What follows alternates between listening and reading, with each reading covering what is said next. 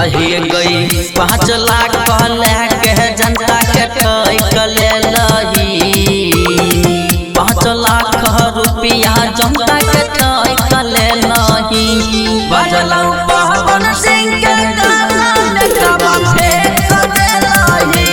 बजलौ पवन सिंह के गाना में कबा फेंक दे लही अहिए गई 5 लाख पहले के जनता के कले लही 5 लाख रुपया जनता के कले लही बजलौ पवन सिंह के गाना में कबा फेंक दे लही बजलौ पवन सिंह के गाना में कबा फेंक दे लही या फेंक ली जल्दी बोल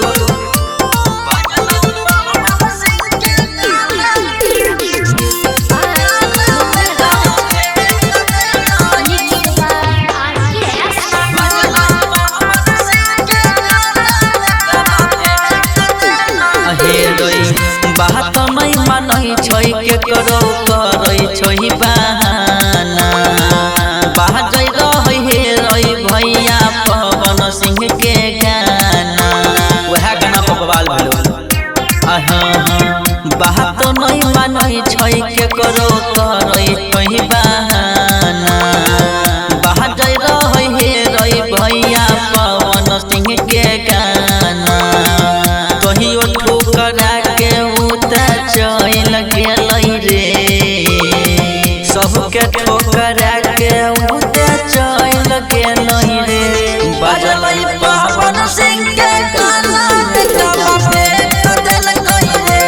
बजलै पवन सिंह के गाना में कबा फेंक देलकै रे